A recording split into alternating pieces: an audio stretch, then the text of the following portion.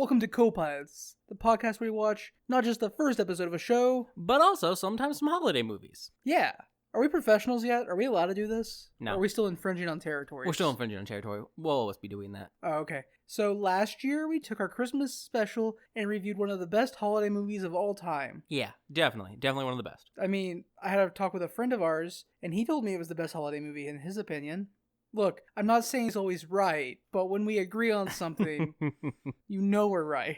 I don't know if that's true, but I'll accept it for this one. Anyways, last year we reviewed Jingle All the Way, a Christmas movie from the 90s that, if it wasn't part of your childhood, I feel sorry for you, because it means you're either too old or too young to have suffered that joy. Yeah, he's not wrong. There are only 2 times Arnold Schwarzenegger should be associated with Christmas. That's if you're watching the Batman movie when he's Mr. Freeze, because I think that one takes place around Christmas. Also, he does snow stuff. And, of course, when he dresses up as the immaculate, perfect superhero everyone dreams of, Turbo Man. This year, on the other hand, we're taking a step back away from holiday blockbusters, and we're turning our eyes to television. That thing we mostly do.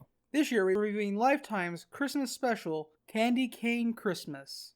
Pretty recently, too. It's from 2020. Yeah. We became aware of this movie because a person we associate with on the internet is actually in this movie. Yeah. But we're going to keep that all a little bit on the down low because they've shown hesitance to be associated with this film. And I can't blame them. Yeah, not that the film's bad, but that it's very much a made-for-television Christmas special. Look, when I say I can't blame them, I just mean I can't blame anybody that doesn't want to be associated with a Lifetime or Hallmark Christmas movie. Yeah. Like, if anybody was like, yeah, I don't want anybody to know I was in that, 100%. This was actually a very good Lifetime Christmas movie. Yeah. Which means it was like a 5.5 or a 6 out of 10 on like a normal movie scale. Agreed. So you want to dive into it? You want to dive into Candy Cane Christmas? Sure.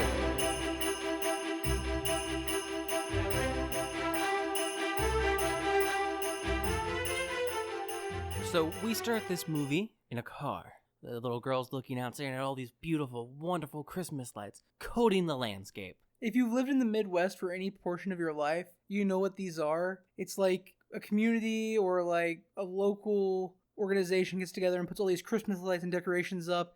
And then your parents force you into a vehicle despite your protest, like, and you are forcibly driven around. They're like, don't you want to go see the Christmas lights? And you're like, no, Mom, I want to fucking play my PlayStation. Maybe I want to read a book. Anything else. Why do please. I want to drive around and look at Christmas lights? I don't know if you have learned this from our show yet, but we're kind of Scrooges when it comes to Christmas. I mean, I enjoy like spending time with family and like exchanging gifts and stuff, but like all the rigmarole around Christmas, the decorations, the like blatant capitalism, all of that, could do without. But yeah, so that's what this is. It's a little girl riding around with her parents, looking at Christmas lights. And don't get me wrong, some of these decorations are really cool. Like the light tunnel. There was a dragon. That was the dopest of them. I missed the dragon, I guess. Yeah, there was a dragon that was breathing fire. It was on the screen long. I was like, that doesn't feel like it fits, but I like it. Mm-hmm. And so, eventually they come to a stop at a house. Yeah, and they get out, and this little girl runs to meet one of her friends. They're both overly excited about a giant gingerbread house that I assume is not made of gingerbread, so there's no reason to be excited. Yeah, I doubt gingerbread has the structural integrity to build a house big enough for children to go inside of. I could be wrong, though. Cooking channels. Prove me wrong. So anyways, they're greeted by a Mrs. Louise McGraw. Mrs. McGraw, yep. Who gives them candy canes, and then they run off. Go see Santa. Yeah, and that's basically the end of this. The young girl who we originally see in the car just wishes that she can come to candy. Yeah, she's posing with her friend, and she's like, I wish, I have the exact quote, I want to go to Candy Cane Lane every year forever. So, obviously, that's the plot of the movie. More so, though, I will say, having like a small community Christmas thing like this is kind of cool, like for children, because the actor playing Santa, like within the world of this, knows the children by name, which as a kid is like, yeah, is it Santa the one here who gives us her name, or does her friend yell it? We learn her name is Phoebe somewhere in here. Either way, Santa does say her name, which is cool as shit. Like as a kid, that would like be like, fuck, Santa is real. Not that Santa isn't real. I got into an argument with CJ about this yesterday. He says Santa is fake, but he's from Florida, so what does he know? I'm gonna agree with him. Santa's not real. If Santa's real, I have to face the existential dread that like vampires and werewolves and all these other terrifying things might exist. It's like the same time when someone tells me I should believe in any form of religion, my brain goes, but if that's real, all these horrible things too, I'm gonna go with no. Yeah, but if God is real and religion is real, that means demons are real. Which is terrifying. It's not terrifying. Demons have hooves, forward-facing, side, rectangular You're pupils right. They would and horns, they are, by definition, herbivores. most likely, not necessarily. They are prey animals. Highly evolved prey animals with magical powers. Doesn't stop them from being prey animals. Look, we're not like top tier predator animals. We just murder things with really pointy things. Whether that be a long pointy stick or a tiny pointy thing shot from a barrel. Look, I'm just saying, if demons are real, they're prey animals. They're herbivores. Honestly, based on Bible depictions of angels, yeah, I could see why demons would be herbivores and prey animals. 37 eyes and a giant will, and it's on fire, and like, obviously that's the predator of the relationship. Yeah, there's no way to hide from that shit. That flaming will of eyes is gonna find you, and it's gonna murder your ass. But anyways, after this picture, we move forward in time. And it is now modern day, which is a bit awkward because that car they were driving around in looked pretty up to date. Yeah, it looked pretty new. Nothing in the previous scene hints at all that it was supposed to take place in like the 90s. I immediately assumed it was because I've watched way too many Lifetime and Hallmark Christmas movies because I've been roped into them by people. Not me. Yay. I have never roped him into watching any Hallmark or Lifetime Christmas movie. No. Until this one. No, that's other family that does that. Anyways, we're at a flower shop called Seeing Green Flower Shop, and Phoebe and her friend from the previous scene, Lori, are the owners. Yeah. They've always wanted to run a store together. Mrs. McGraw, the woman who ran the Candy Cane Lane back when they were children, comes in, and she wants to talk to Phoebe alone. So they go on a walk. We also learn here, though, that when they were children, they didn't want to be florists. No, they wanted to open or run a business based around training ballerina astronauts, which, let's face it, would have been dope. I don't know about the practicality. I think flowers might be more practical. Dude, zero gravity ballet would actually be pretty fucking awesome. Yeah. So let's boil it down to the quick and short. Mrs. McGraw is the one that runs the Candy Cane Lane Festival every year. Yeah. And she has sold her house and is moving to California to live with her son, who she hasn't seen in years. And Candy Cane Lane is no longer happening anymore. Because a lot of the other people there are like, not there. Or, it's been at least 20 years, probably more. Because assumingly they were like 8, and then the actress playing Phoebe, who is played by Beverly Mitchell in this, Lucy Camden from Seventh Heaven, is like 40 something. I don't think her age is a good way to gauge this, though. I don't think so either, but I couldn't find the age of her best friend, like that actress. I think so I'm assuming I would actually say that they don't have her playing her actual age, so I'm saying like maybe 30 to 35. I think it's early 30s, late 20s, because the love interest of the show... I'm saying probably mid 30s, because the main love interest has a line about the barista about her being too young, and she doesn't look to be in her like mid to young 20s. Well, I was thinking late 20s, early 30s, because our main character, the main love interest, is a veterinarian. We'll get to that eventually. And he's been in business for at least a few years. I don't know exactly how long a veterinarian degree takes, but I would assume it's like... It's about the same length as a doctorate. Yeah, except you get paid way less. Yeah, but the schooling's also a bit less. Just a bit. But yeah, so I was assuming like minimum he's like 28, 29, 30. That just felt right.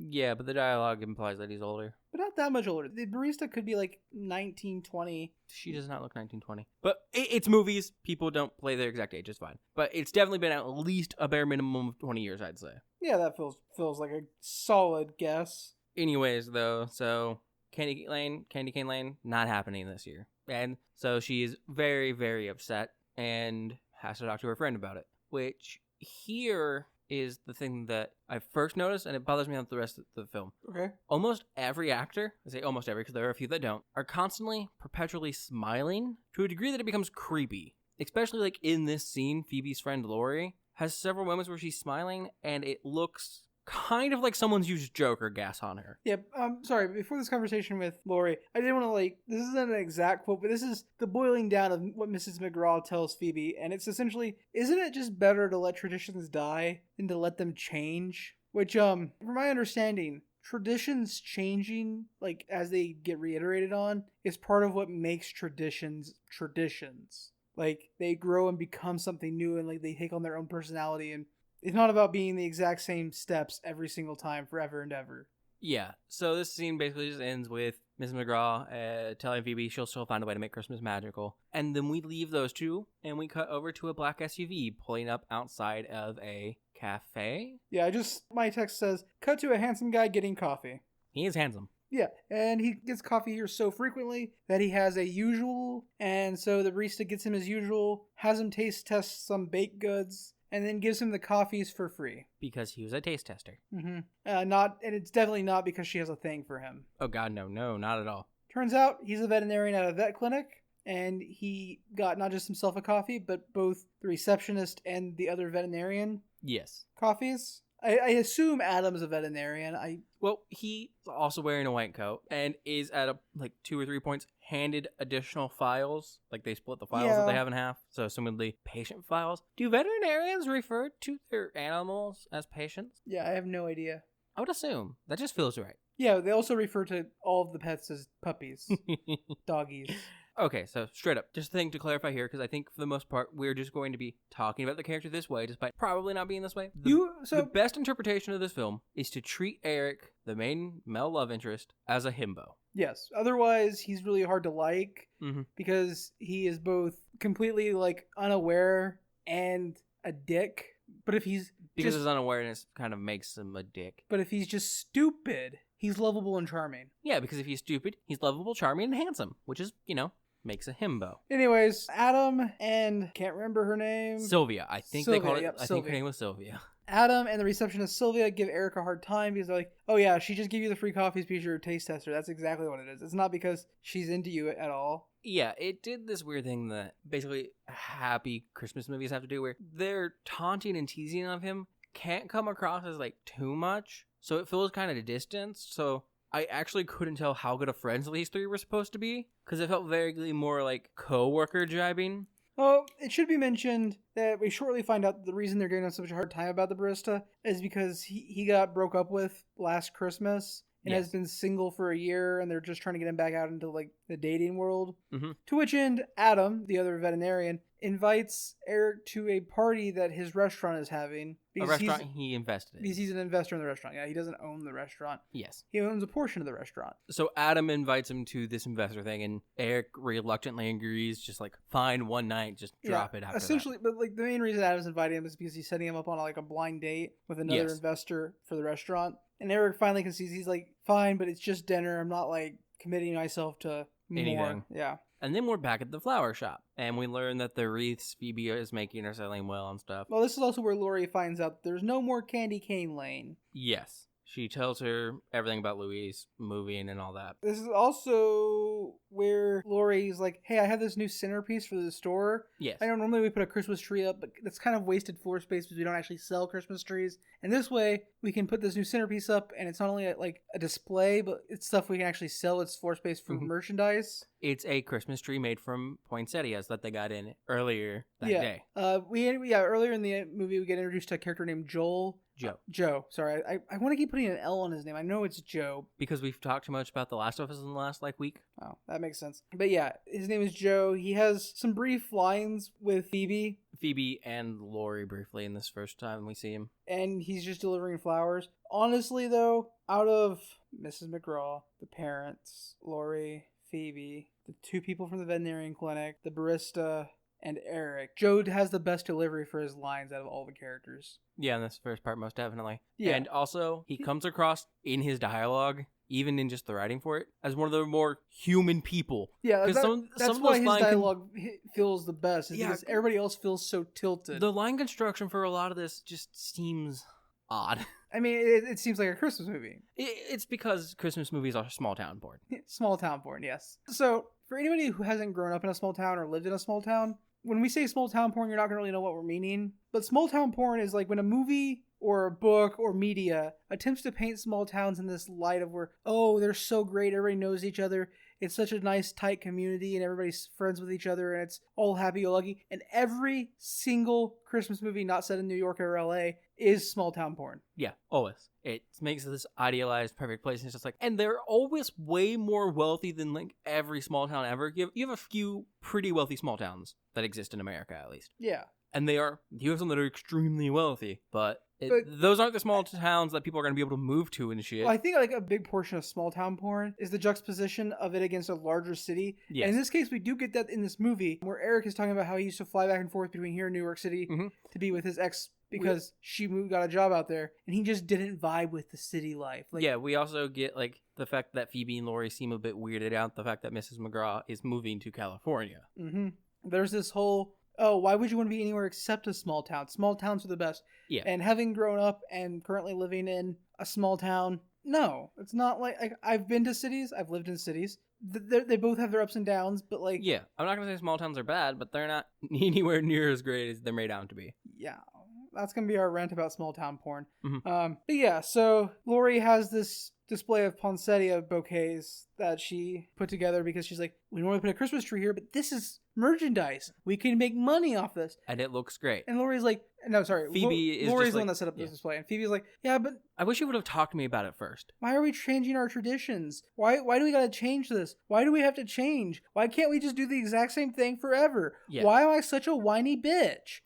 So this is where Lori's basically just like, look, you never fucking change. You just let things stagnate. You hate change. And Phoebe's trying to be like, no, I'm not. And Lori's just like listing things that Phoebe won't ever change. Look, the first thing she lists, she's like, you get the same coffee every morning. I was like, that's just practical. Oh, yeah. I was like, who changes their coffee order? Look, I change my coffee order between like two things. And it's generally like, sometimes I want something ridiculously, stupidly sweet. But like, it wasn't But just it's either like that or an Americano, generally with an extra shot of espresso, So, even though like, it already has too much. if you're like midday getting a coffee, yeah, that's when you experiment. But when you're getting up and heading to work, Oh, yeah. you don't experiment with shit with your coffee. No, that's when I get an Americano. Yeah, like being like, you get the same coffee every morning on your way to work. I'm like, yeah, 99% of Americans do that. That's called normal. And then she's like, and you always eat a bagel for lunch. And I was like, the fuck? Yeah, who the That's fuck does so that? fucking wild. Who does that? You're right, Lori. Phoebe needs to fucking change. Yeah, and Phoebe like asks, well, why didn't you at least talk to me? And Lori's just like, because if I'd asked, you would have convinced me not to do it. Because change is so bad. Yeah, literally implying that Phoebe also holds back her friend from being able to change or do things. And the best part is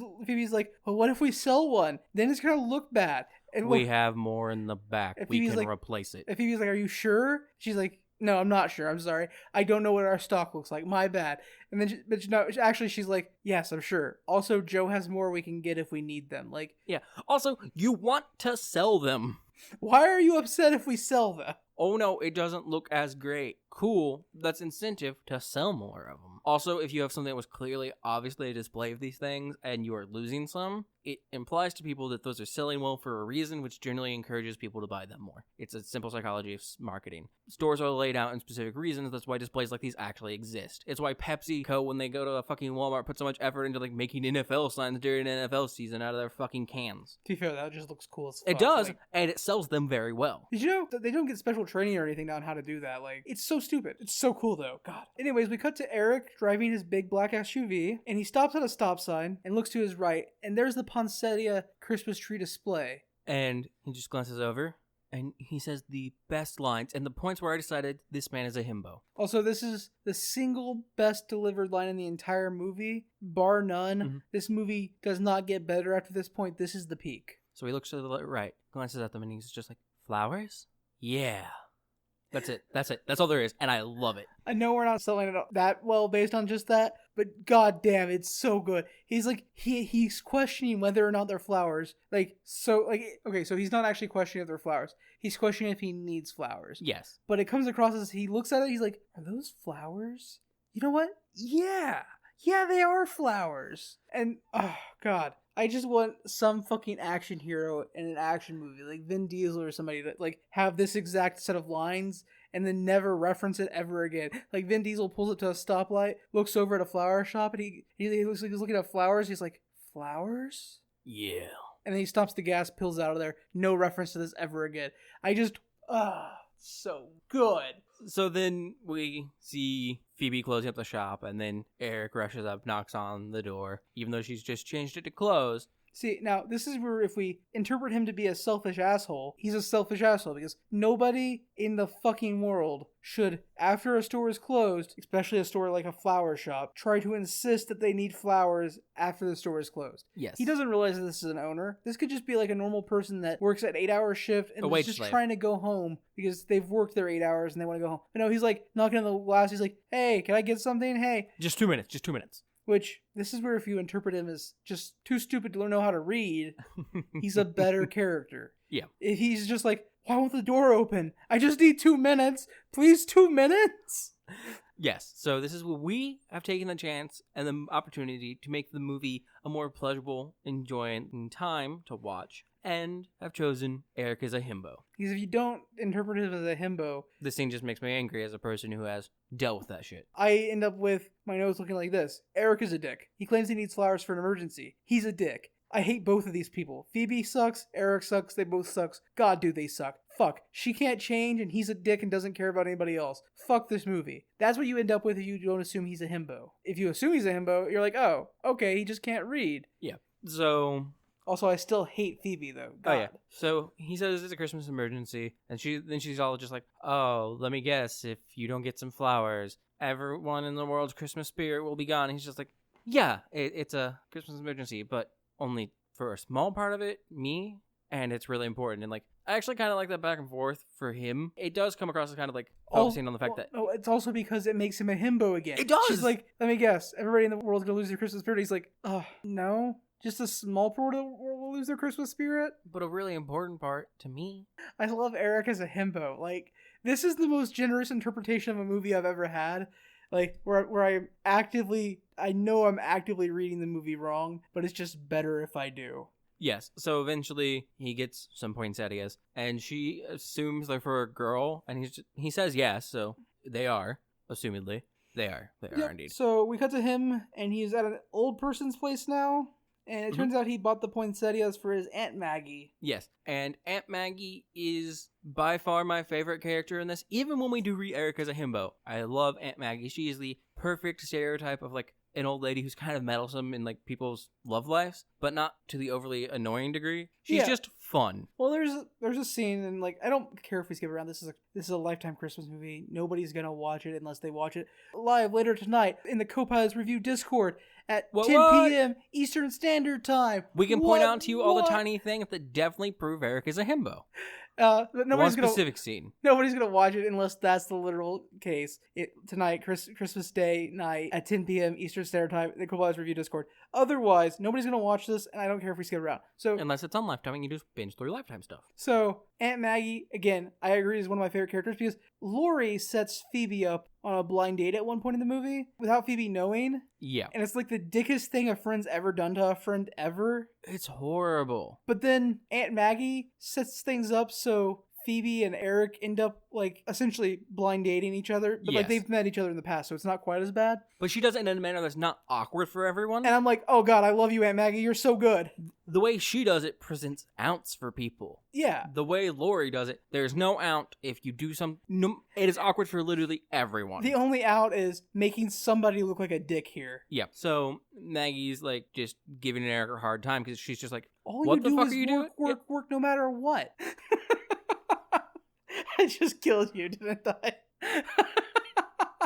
I'm just imagining Maggie's actress doing that, and I'm loving it, okay? So Maggie's just giving him a hard time, but quickly like, what the fuck are you doing here with those old ladies? Like, come on, man. I'm the perfect amount of drunk on eggnog right now. So she's giving him a hard time about not going out, not doing anything, and just constantly spending his nights here with old ladies. And he's just like, well, I'm going out this weekend to a party. Next weekend, yeah. Mm-hmm. And she's surprised. She's just like, okay, I guess I can't complain about you staying here for dinner. And this is where I've made another choice in my head about Eric. Because Eric works all the time, and later we see some of his house, and it's very, very empty. I don't think Eric knows how to cook, so I think he just comes to the nursing home all the time to get free food. Well, he just sometimes walks into the kitchen and we learn later that he says, oh, I just go in the kitchen and grab some food sometimes. He literally just goes to this nursing home and steals their food. It's so good. We also learned during this scene, though, that this is the first Christmas he's spending in this town in a really long time. Normally he'd be out of town traveling. We don't learn why. I already spoiled why earlier. Yeah. But, yeah. And Maggie insists, well, fucking decorate for Christmas then. Yep. Next day, Phoebe shows up with some cocoa at Seeing Green. Mm-hmm. Apparently, business is going well. The poinsettias are selling, and yeah, and we learn that it's been going pretty well because her dad shows up, and her dad's just like, "How's things going? How's it been?" And then she gets mad at her dad because her dad knew Candy Cane Lane wasn't happening before she did. I wouldn't say she gets mad. Oh, she gets upset. She's not upset where, like, she's upset that the knowledge was kept from her. She's mad because the thing that she loves is being taken away and nobody told her. Yeah. She's super self-entitled. Jesus. Yeah, and her dad, for a moment, is just like, well, you can do the Candy Cane Lane stuff. And she's just like, well, the other people there aren't really interested. And he's like, okay, then do something else. There's a bunch of things you can do. Find a new tradition or a new thing to put time into. And he suggests doing like a Toys for Tots thing. I think he's the one that mentions it. Yeah, something like that. Anyways, the next scene is juxtaposed scenes of both Eric and Phoebe setting up their Christmas trees. Mm-hmm. And I have a few notes here. Justice disagrees with some of them, but I think you're right. I'm just saying technically it's possible. Let me just run it from the top. We see both Phoebe and Eric's houses for the first time. Yes, they are both struggling to get Christmas trees inside. For some reason, Phoebe's house is much nicer than Eric's. Yeah. And keep in mind, she runs a flower shop. I'm not saying flower shops can't be successful. I'm not saying you can't make money doing that. It's also a knick-knack shop. I'm just saying that in general, flower shop not equaling being super wealthy. Whereas Eric is a veterinarian, and although veterinarians don't get paid near as much as doctors, they do tend to still make a decent living. True. His house is both smaller, barer, and less furnished than hers. Yeah. Which might just be because he went through a messy breakup and like lost some of his stuff in the breakup. We don't know for sure. But what I really want to boil down to is Phoebe cannot own her home. I don't think she can. Unless her parents are rich, she doesn't own this house. And arguably her parents are rich because they had a car from like 2010 in the 1990s. Yes. So the only other reasonable way I think she could own her home is, given that this is a generally wealthy town and her house is maybe just far enough outside to be a bit cheaper, and that she bought it and has thus since then done some renovations, which I think... Are you assuming that she could do renovations? No, I'm assuming she probably forced her father to do it. We don't know what he does. He looks like he'd be in construction. Fair point. And so I think it's kind of reasonable to assume this because the foyer area looks pretty nice and well done. But her kitchen is so fucking low end. I think she just hasn't gotten around to renovating her kitchen. I think she's doing it bit by bit. Okay. Actually, I have no opinion about this. He was just going off about it. I'm like, well, technically, you could do it this way. I got visibly angry at the fact that a millennial, honestly to God, a millennial, could own this house that's definitely 2 to 3 bedroom house with themselves, with no roommates, by themselves, and for their profession, they run a flower shop. You know, I think it does arguably a really negative look at. It reinforces the idea of the fact that millennials could have all these things if they just worked hard. I don't know how, which is, I would say, problematic when you look at a large demographic for, like, just the Lifetime channel is an older generation. Yeah. So it reinforces these ideals, which aren't good. So don't get me wrong, I'm not a fan of it either. I'm just saying, arguably, technically, it's possible movies can get away with it. Movies and television are constantly showing people living above their means. Like, yeah, because movies... Seinfeld does it, Frasier does it, Friends does it. Friends has a bit of an explanation, but it's bad. Movies are dreams, and dreams don't require explanations, right, Christopher Nolan? Fuck that shit. But anyways, so Phoebe gets to baking, and she's making cookies, and Eric is putting the light strands on his And she tree. realizes she needs vanilla for her cookies. And Eric's lights go on. Which, I mean, how do you start baking things and not know what you need and not realize you don't have it? Better question, how do you not have multiple things of vanilla in your cabinet? Because every time you go shopping, you're like, oh, I need to pick up some vanilla. And then you get home and you're like, God damn it, I still have half the thing of vanilla. I have 3 things of cinnamon in my pantry. And 2 things of vanilla. Hey, one is actual vanilla, one is vanilla imitation. I don't know how people do it. I don't know how you start cooking something and don't have all the ingredients. Yeah, no, I don't either. Like, that just seems irresponsible and not like somebody who can manage their money well enough to buy a house when they're in their late 20s, early 30s and own a shop that they have to, like, manage to break even on at the very least. I'd agree.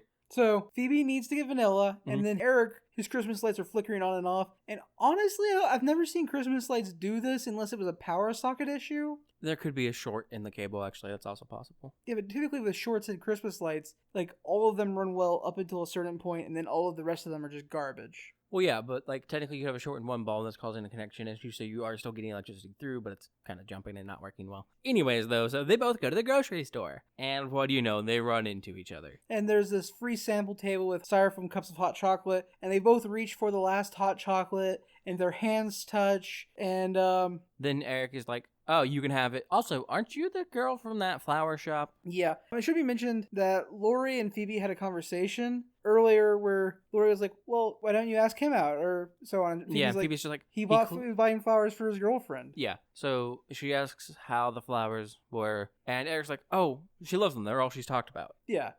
He's like, we should go get some hot chocolate together sometime.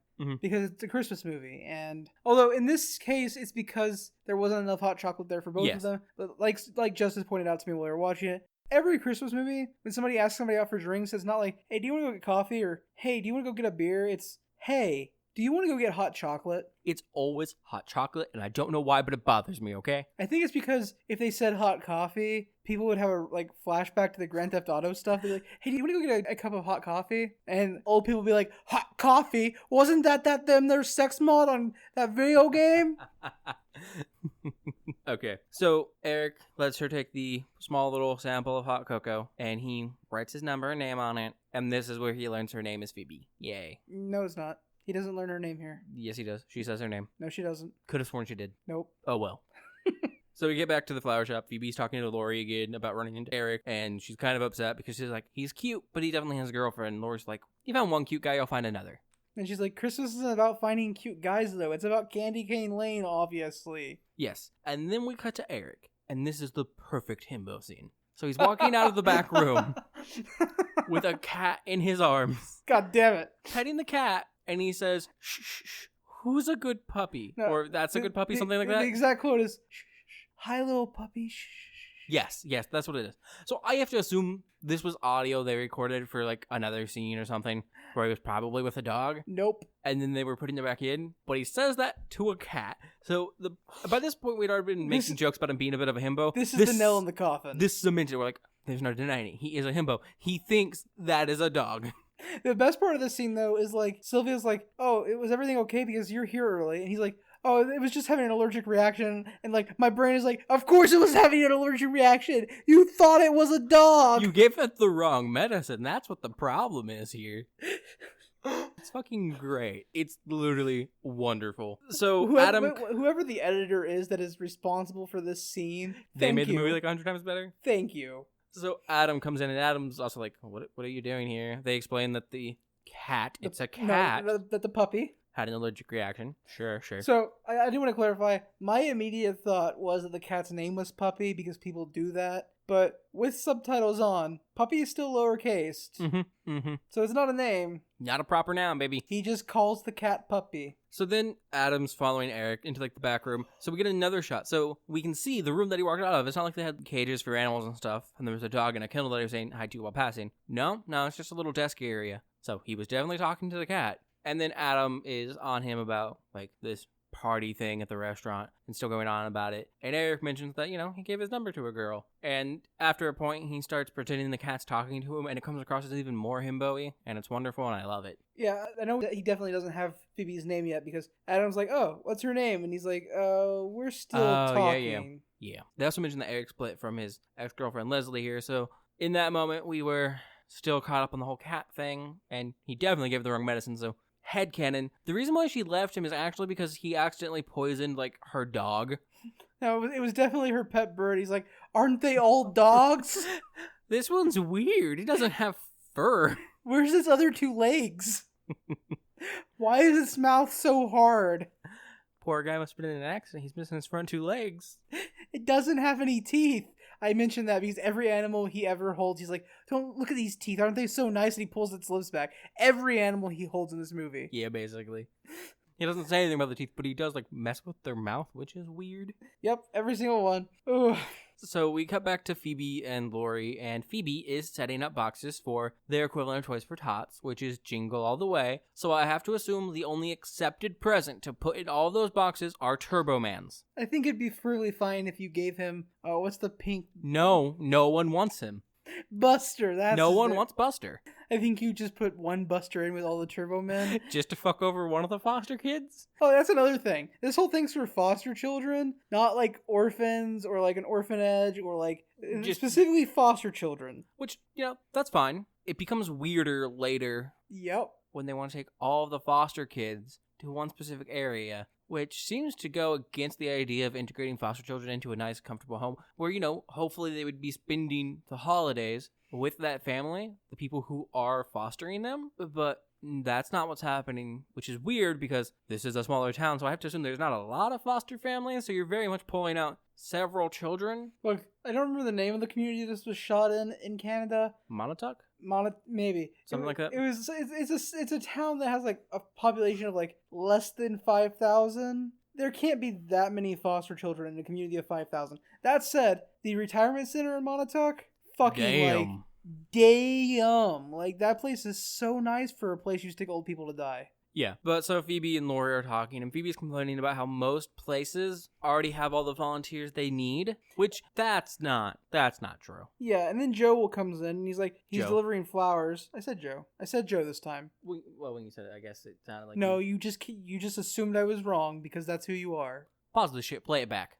I'm not pausing this. Pause this shit, play it back. I'm not pausing this to play back to prove I'm right. I'll show you later that I'm right.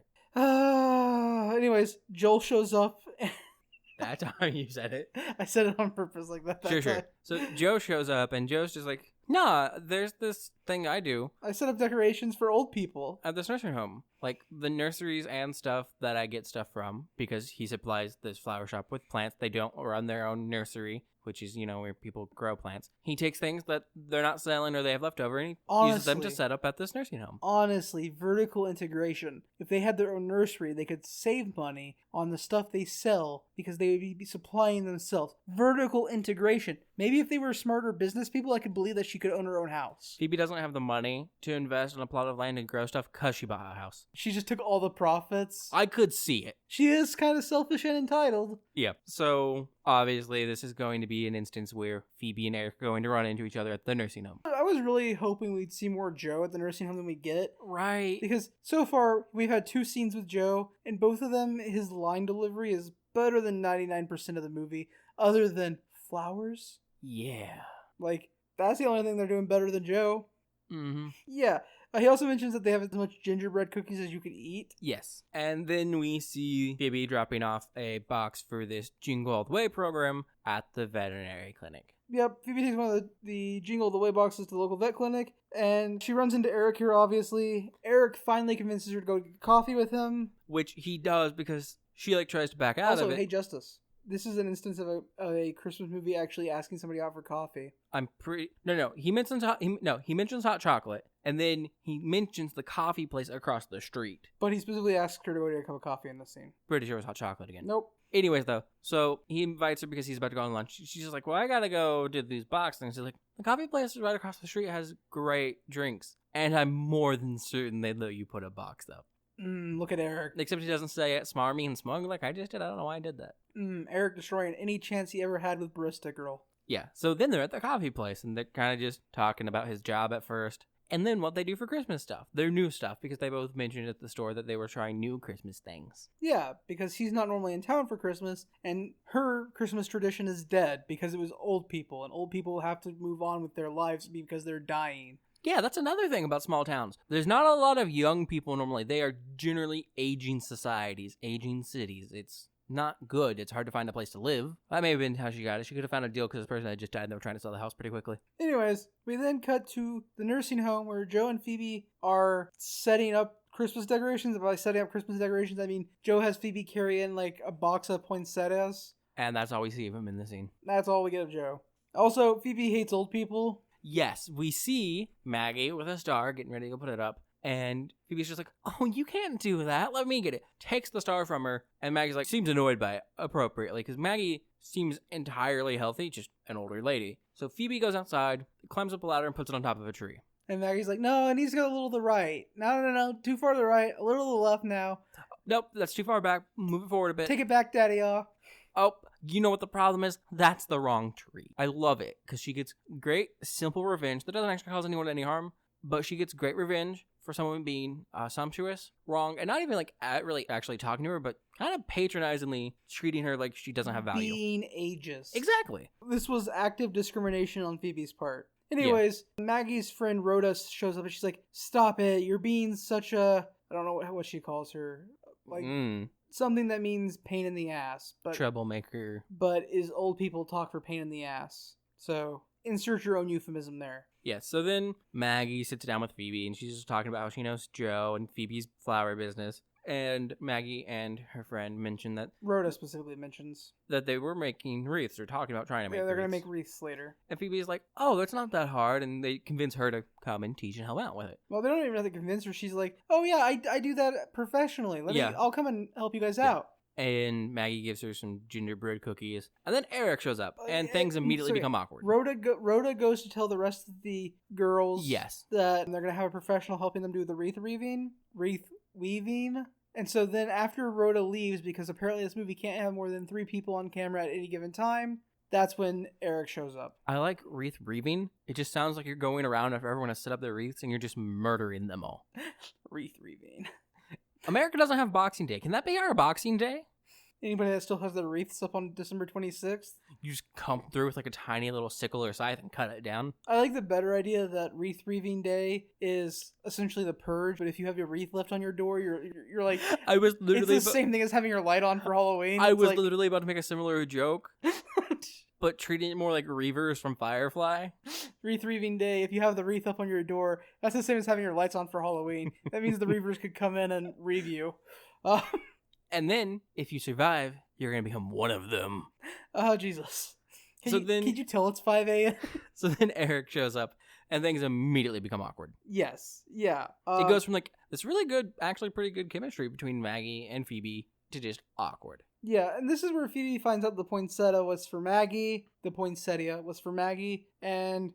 like you said, the scene gets really awkward, and then Eric and Phoebe walk out together. Although, part of the reason why this scene is awkward is just because whoever decided to put background music into the scene was like, what is the tensest, most ridiculous-sounding Christmas music I can find? Yes, that, and they have the way they do Eric's dialogue about the gingerbread cookie, of which there are no more, and he was really looking forward to because apparently Maggie's the one that makes them. Yeah. Comes across as really awkward. Like, he seems... because Phoebe had the last one, yeah. Eric's character seems actually upset about it, which as a himbo, makes sense.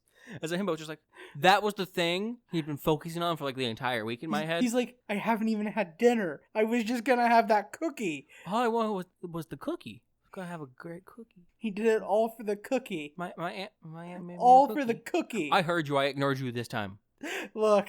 So then they're outside, and we learn Eric's tragic backstory. His parents died in a car crash when he was 6, and his Aunt Maggie raised him. He's one solid moment from being a vigilante, honest to God.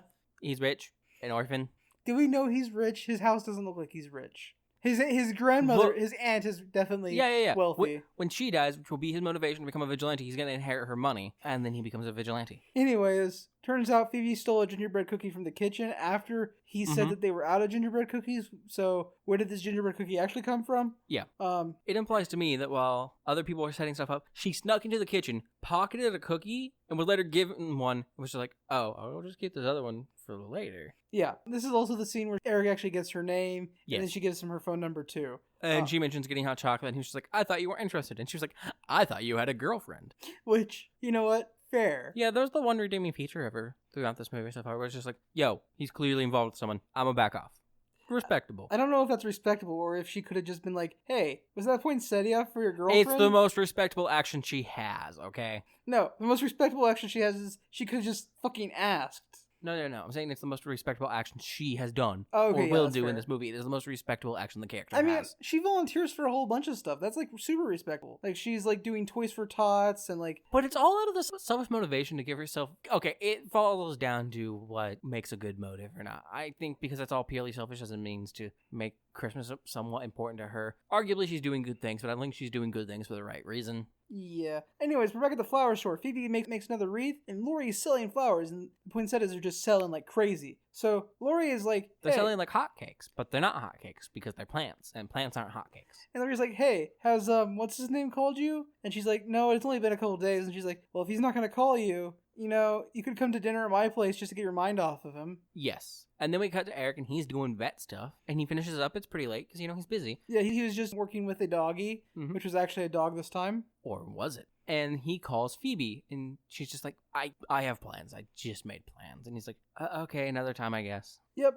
They're both upset by this because, like, if he had called earlier, they would have obviously been able to have plans for the night. But because Phoebe is like, oh, my friend just invited me to dinner, I can't do it. But anyways, at dinner, turns out Lori only invited Phoebe to set her up with Jeff Bezos' imposter number 4, Greg. Yes. Also, when she gets there, Greg is like, oh, hey, I'm Greg. I'm sure that you've heard about me. And Lori and Pete, Lori's husband, have mentioned you to me a lot. Yeah, and Phoebe's like, I've literally never heard of you. And Pete's like, you didn't tell her, Lori? And Lori's like, oh no, I definitely told you. He plays basketball with Greg. He plays basketball with Pete, remember? So Phoebe pulls Lori aside and she's like, what the fuck is this? And it's just proof Lori's a bad friend. It's awkward for Greg. It's awkward for Pete. It's awkward for Phoebe. The only person it's not awkward for is Lori. I do want to say, for like about a minute, I felt bad for Greg. Yeah, I was like, oh shit, this sucks for Greg. Yes, he looks like a Jeff Bezos imposter, but that's not really his fault. It's also not his fault that he was set up on this blind date and the person that he was having a date with wasn't even told about his existence. Yes, we got them at dinner, and at first I'd say Phoebe was being a bit aggressive to Greg in response, which, kind of valid. But then we actually hear Greg talking. Yep.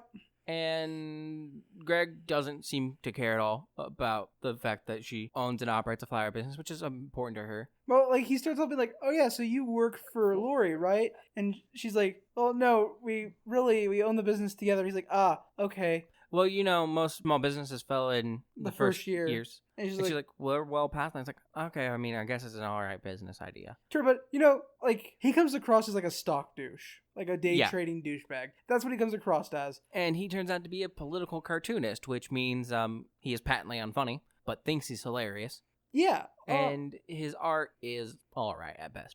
I took this really important note during this dinner scene. This movie is filled with people I hate. Yeah, and also if we keep in mind that he is a political cartoonist for a small town, we'd also assume he's probably pretty fucking conservative as well. Yeah, you don't have to be a conservative to make conservative comics. Yeah, and I'm just saying probably. I'm saying that strictly just because he's working in a dying medium of newspaper in a small town. Yeah, he's kind of terrible. Anyways, he then walks Phoebe out to her car as she's leaving. And he's almost a good person again. Is almost redeeming Greg. He's like, look, I know this was really awkward for you. It was awkward for me. It was kind of really lame of them to do this. But I think you're actually a pretty interesting person, and I'd love to actually, talk to you and get to know you a bit better. Yeah, in a setting where we can both be prepared to, like, talk with each other. It doesn't have to be a date or anything. I'd actually just like to talk to you. This restaurant I'm an investor in is having a Christmas celebration. If you want to go just as friends, just, like, get to know each other and, like, maybe see if there's something that could be a thing. Just give me a chance. I'm a nice guy. I'm a nice guy. Honest. You forgot the honest. Oh, sorry. Look, I think as a general rule, if somebody's not asking you to be like, hey, Justice, what are some good traits about yourself? Like, if I'm lazy, I'm an asshole, I'm kind of a piece of shit, and I'm sarcastic as hell. Those are good things, right? If somebody's not asking you, hey, what are good things about you? And you have to be like, oh yeah, I'm a great people person. I'm a really good listener. Like, if nobody's asking you about any of that shit and you just start volunteering that information, either A, you're not, or B, you're just a douchebag. Yeah. And I think, in this case, Greg is both simultaneously not a nice guy and a douchebag. My favorite part, though, is she seems uncertain throughout his entire speech until he says he's a nice guy, and then she agrees. Yes. Somehow, after the nice guy line, Phoebe agrees to the second date/not date at the same restaurant holiday party that Adam has got Eric to agree to a blind date at as well. So we cut just to the party. We see Eric and Adam arrive. Obvious plot is obvious. I didn't take notes on the rest of the scene. We see Eric and Adam arrive. We see Phoebe and Greg arrive. And Phoebe and Greg are talking. And they're just talking about her work. And he says something, and she briefly compares it to flowers, just like the operations of doing things, about having deadlines and be organized and prepared. And she's like, they're pretty different. Politics are nothing like flowers. Yeah, but politics are obviously more important than flowers, right? Yeah. And then she's talking about how Christmas is. He's like, oh yeah, Lori told me how important Christmas was to you. I guess that's a thing. And she's like, what? Is Christmas not important to you? He's like, it's just a little overdone, I guess if you're a child, maybe Christmas is important. He's not making any of the valid points against Christmas, and he's just being a dick about it. Like, I know people that really like Christmas. I don't just immediately go like, you're fucking like a child for liking Christmas. What the hell's wrong with you? I'm just like, I get you. I don't like Christmas. Enjoy it though. Congrats for having something you really enjoy. He does make a very valid point though. He's like, and honestly, I can deal without listening to Silver Bells 14 times in 1 month. And she's like, but Silver Bells is my favorite. He's like, oh, but he's right.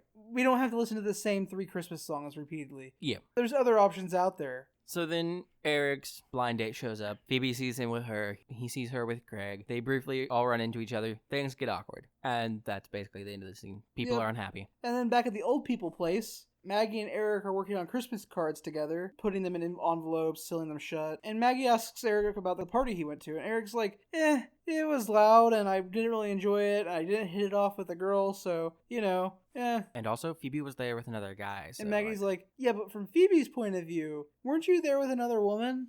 And he's like, oh, you're right. Because Eric is a himbo. If there's any single messaging you can get from our review of this movie, it's that the actor playing Joe, one of the best parts of the movie, the 3 or 4 scenes he gets. Mm-hmm. And Maggie is also terrific. Maggie is goddamn terrific and the best MacGuffin a movie's had, like a rom-com movie's ever had. And C, and I mean this, Eric is a himbo, and it's better if you think of it that way. Only way to watch this movie. But yeah, at the flower shop, Laurie's trying to help Phoebe rationalize Eric being with a woman. She's like, well, the last time you thought he had a girlfriend, it ended up being his aunt. Maybe this is his sister or something? Yeah. Also, Laurie doesn't get to do this. Legitimately, we had resolved our conflict. 45 minutes in, we had no more conflict. She reintroduced conflict to this movie by setting her friend up on a date when she knows her friend is interested in somebody else and talking to that person. We had solved the conflict. There was no conflict. Things were good. And then Laurie happened.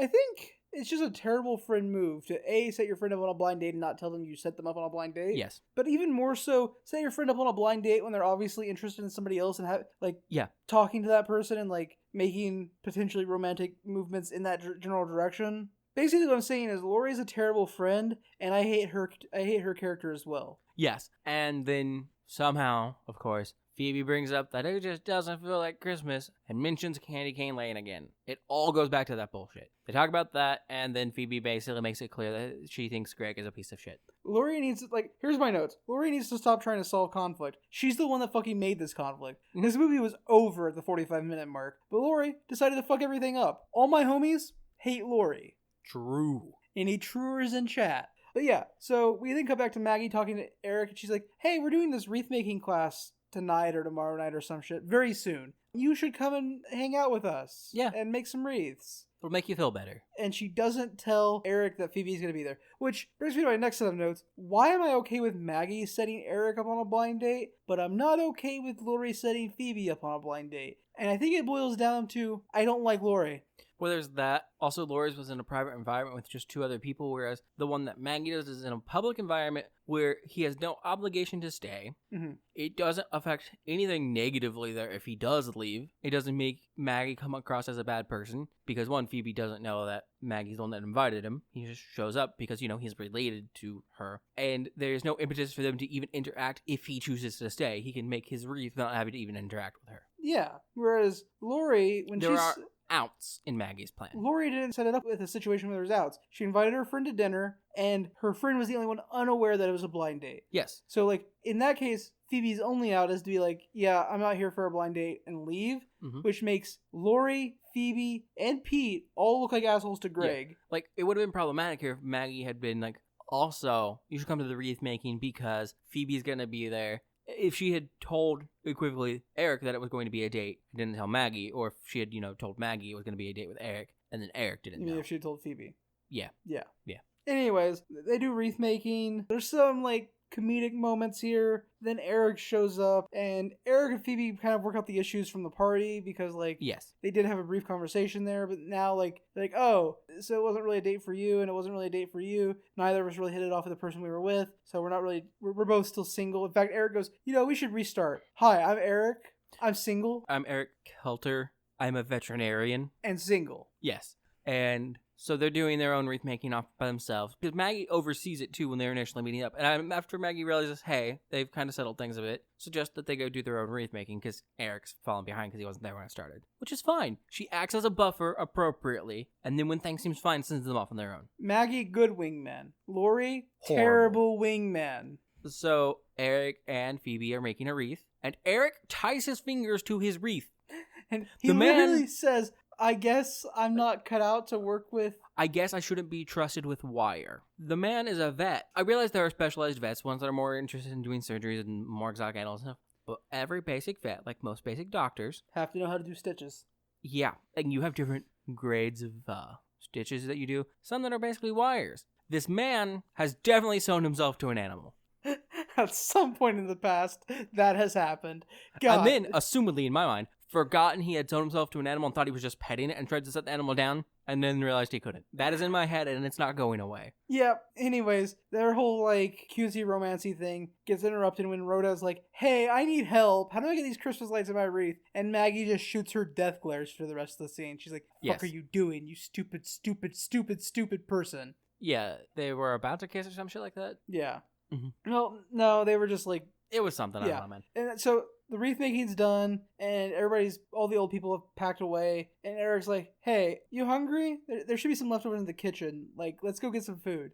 Well, at the end of class first, Maggie asks Phoebe about her Christmas plans, and Phoebe's just like, on Christmas Day I'm going to spend it with my family and stuff. Maggie's just like, I asked about your Christmas plans. There's more than just Christmas Day. You know, you could do this or that or this or that. And she's trying to encourage Phoebe to hook up with Eric on one of these days. Basically. And legit, I love Maggie. Maggie's great. Yeah, so after all the old people are gone, Eric's like, let's go to the kitchen and steal some food from these old people. Yes. There should be leftovers. So they get back there, and Phoebe's looking through the fridge, and she's like, I don't see any leftovers. And Eric's like, oh, they should be somewhere over here in the other... And she turns around, and he's holding mistletoe. He's like, oh, there's no leftovers. I'm a liar. Yes, but he does this after starting coffee in a microwave. Yeah, he puts coffee in a microwave first. It's cocoa in a microwave. Oh, okay. No, it's coffee. Nope, it's always cocoa. I actually legitimately don't know. I think it might be He pours coffee. it out of a coffee maker. Like, Yeah. It's and coffee. then warms it up in the microwave and goes to do this mistletoe thing. But let's take a bit too long that he's stopped by the microwave. I think it's because... He cock blocks himself with a microwave. Yes. It's so good. Also, at some point in the scene, Phoebe took the chance to mention Candy Cane Lane to him, and we learned that he had no idea what it was, despite having grown up in this town, which implies it's not a small town, but they act like it is a small town, because in a town of like 5,000 people, there's no way you don't know when there's something as put on as Candy Cane Lane. Yep, so Eric and Phoebe planned a dinner date together, and then they kind of part ways. Yes. Eric then gets Joe's name and number for Maggie, because he's come up with a plan of some sort. Yes. I wonder what it could be, and if it has anything to do with the title of this movie, or a similar titled thing called Candy Cane Lane. Yeah. I wonder if there's any connection to this at all. So then we get Joe and Eric together at the veterinarian office. And honestly, their scene together is pretty good, and I kind of just wanted them to bro out for the rest of the movie. It was Joe and Lori. Joe and Eric are there because Joe shows up at the vet clinic. Okay, that's right. Yeah. I'm skipping scenes. Because Joe got to pet a puppy. Yeah, Joe got to pet a puppy. That one was actually a puppy because Joe's not a himbo. So then, like I said, Phoebe and Eric have a dinner date together, and Phoebe has to run out of the shop and leave Lori there to work and to close. And so Eric shows up to the dinner late. It's the same restaurant from the one with the part where they had the party, but it's not actually the same restaurant. It's entirely different. In the kayfabe of the movie, it is. Yes. But like, if you have eyes, not the same restaurant.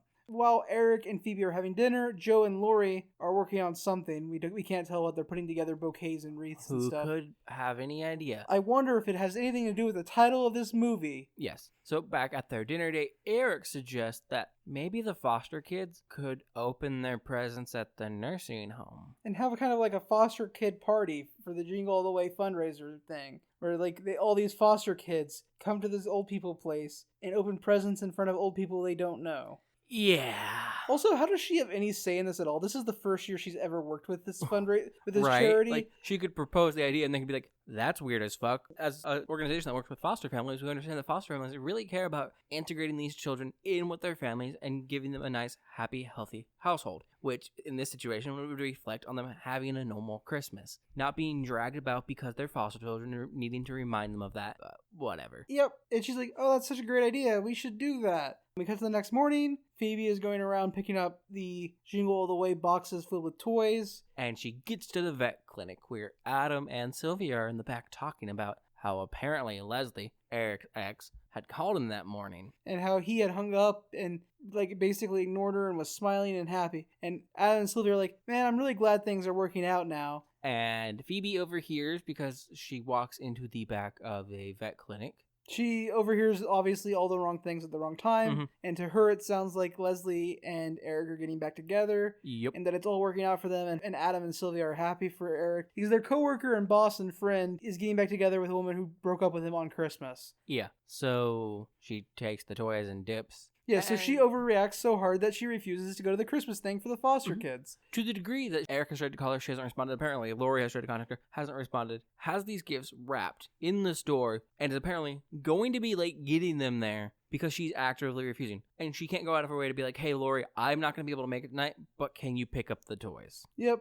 Which is why, like, this point reaffirms to me that she is, like, this... It's all for her, yeah. Yeah, like, the whole backing off of, like, oh, he has a girlfriend thing is her only reasonable action, because while she's doing these things, they're entirely selfish. The moment it doesn't make her a slight bit happy, she doesn't give a fuck. Yep. So Lori picks up the toys and takes them to the old people place. And Eric, Adam, and Lori have a conversation where they all kind of piece together what happened. Yes. So Eric goes off to find Phoebe. And Adam is unnecessarily feeling guilty about the fact. Well, they like make Adam out to be like a terrible human being because he was having a private conversation in a private room in a facility where people shouldn't just walk through the place wherever they want to. Yes. She should have rang the fucking bell at the reception desk. Because there was one. She just yelled a few times. And waited for somebody to come out. You don't walk into the back of a clinic. You don't walk into the back of a veterinary clinic. Like, also, the toys were in a spot that she could grab, and she could have easily written a note or something like, hey, yeah, whatever. So Eric finds Phoebe. The two talk. Phoebe tries to make Eric out to be a bad guy because he didn't tell her about his past engagement to this woman. They do. When they've known each other for 2 weeks. Yes. Phoebe and Eric have known each other for 2 weeks.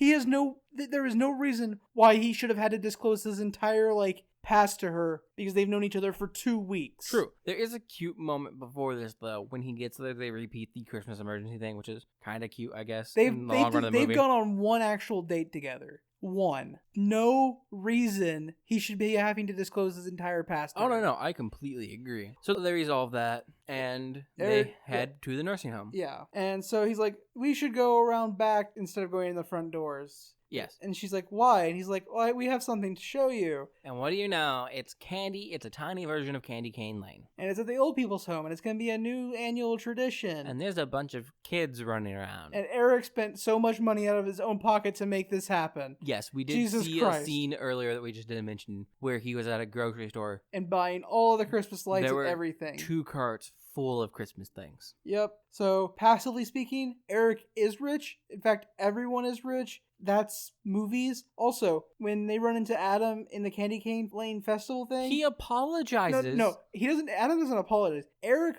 forces him to apologize. Yes. And Adam says something about how he just shouldn't talk about stuff. I shouldn't talk about people's private lives. Dude, Eric is your actual best friend. And, like, if you can't talk about your best friend with another friend because he hangs out with Sylvia outside of work, they're not just coworkers. Like, if you can't talk about your best friend with your friend... What the fuck? Especially when you should have had any normal person would have had actually, legally speaking, you would have been able to argue that you had a assumption of privacy there. Yes. Because there's no reason why somebody who doesn't work at that clinic should have come back there into the back rooms. So, in this bit in Candy Cane Lane, we see all the secondary characters again, and we get the whole unreasonably blaming Adam for shit. And then Eric takes Phoebe aside to give her a present. Not yet, hold on. They run into Phoebe's parents, and Phoebe's dad takes her aside, and he's like, this guy, he's a good man. Only a good man would spend all of this money on a woman for something he's never seen or experienced. He's a good man. If you mess this up, you're a bad person. Yes, we also see her mother for the first time since the very beginning of the movie. Mm-hmm. And then Eric takes Phoebe aside to give her a present. And the present's the mistletoe from the kitchen of the old people's home. Mind you, there was this moment because... It's a Hallmark or Lifetime movie where Josh was just going, don't fucking propose. You better not fucking be proposing. If there's a ring in this fucking box, I'm burning this movie to the ground. But no, it's mistletoe and they kiss and end of movie. Yeah, that's the end of the movie. The mistletoe there is fine. It's sweet. It's not, like, obviously imposing. But, like, if I had a bingo card for Hallmark and Lifetime Christmas movies, I'd have been really confused why my bingo card didn't have love interest turns out to be a prince, and love interest proposes in too short of a time period on that bingo card lit up. Like, I would have been so confused by that. Yeah.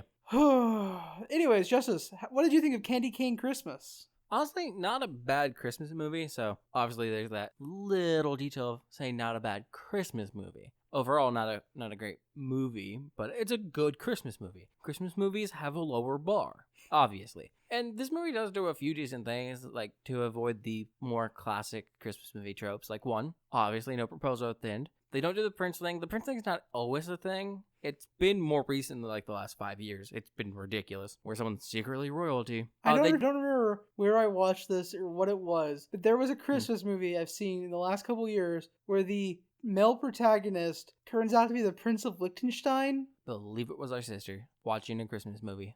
I love Liechtenstein as a country, but that's just a stupid concept. Yes. They also avoided the whole Ms. McGraw was selling her house. So there's the classic thing of, oh, well, the love interest is going to be the person in that house now. Yeah, I 100% spent like the first hour of this hour and a half movie being like, oh yeah, obviously he bought this house. That's why he's spending Christmas here for the first time in a long time. He's not typically at a house here. He typically just comes and visits, but now he has a house. Yeah. Like that's what I thought it was going to be, and like he was going to convince all the neighbors to do nice. a Christmas. I do a candy cane lane. Like that's what I thought the movie was going for. It didn't. Nice swerve. Yeah, they avoid a few of the tropes, but it's still kind of, tropey. That's how you make a Christmas movie. But overall, a good Christmas movie, and watching this with Eric as a himbo easily makes the movie fantastic. I'm actually excited to rewatch the movie tonight with the Discord. Yeah. Because for the first 25-30 minutes of the movie, I didn't think of him as a himbo. Yes. I was just like, God, this dude's such an asshole. But now that he's 100% a himbo in your mind? There's no way he's not a himbo. Who the fuck calls a cat a puppy? And like, God, He's so stupid. While being able to supposedly actually do nice quality stitches, ties their hand to some pine. Jesus, he's such an idiot. Yeah. So what are your thoughts on Candy Cane Lane, whatever, Candy Cane Christmas? Candy Cane Christmas. So I'm going to be honest, this wasn't my first choice of movie for this year. There's another movie that you've now watched. Letters to Satan Claus. That's just not available anywhere except on Sci-Fi because Sci-Fi hates the world and doesn't want to let their movies out to the public. I randomly caught it on actual satellite television because I was somewhere where that was. You were somewhere where somebody still had cable. Yeah. Yeah, I want to watch that, but I guess maybe next year. But when we found out that a streamer who we watch sometimes and who's in some communities we're in was generally all around good person. Was in this movie, I was like, we gotta fucking watch this. And honestly, worth it. I've seen worse. I've seen a lot worse. Christmas movies in general are garbage. All the Tim Allen Santa Clauses? Yeah, basically. The first Santa Claus is like okay. There's moments in that movie I like. Any of the sequel Rankin Bass films? Yeah. Like the animated Rudolph one, that one's bad. The claymation's great, the animated is bad. Yep. Anyways, yeah. So a few quick things to take care of here on the Copilot side of stuff. First, we have that Discord viewing of Candy Cane Christmas tonight, 10 p.m. Eastern Standard Time, Christmas Day, December 25th. In addition, just like last year, we're doing a Copilots Christmas giveaway. So if you email us with the subject line Copilots Christmas, and in that email you attach either an Amazon wish list or a Steam wish list or something like that. A wish list. A wish list that we can anonymously buy you something from and send it to you. That means those are all options within the Amazon wish list function. You can set it up so that people can buy you stuff without knowing where you live. Unless you're okay with us knowing where you live, obviously that's a thing too. But just so you can maintain your anonymity, just email us a link to your wish lists, and one lucky passenger will have something worth $50 or less bought from their wish list and sent to them. Yeah. So that could be you. You could get $50 of free Christmas presents from a podcast you listen to. None of my podcasts give me stuff. That's not true. Only if I back them on Patreon. Anyways, thank you for listening to this review with us. Thanks for joining us on Christmas, spending your time with us. You have until January 1st to send that email. Mm-hmm. On January 1st, we will be picking our winners and sending them notifications to let them know they have won the Candy Cane, the Copilots Christmas, not the Candy Cane Christmas. The Copilots Candy Cane Christmas giveaway. Otherwise, if you want to contact us for any other reason, you can reach us at copilotsreview@gmail.com. Same email for the contest. You can find us on Twitter at CopilotsReview. Or you can find us on our website at copilotsreview.simplecast.com, which also has a link to our Discord, which again, tonight we're watching Candy Cane Christmas at 10 p.m. Eastern Standard Time. Mm-hmm. Also on there, you can find a link to our email, our Twitter, and our YouTube.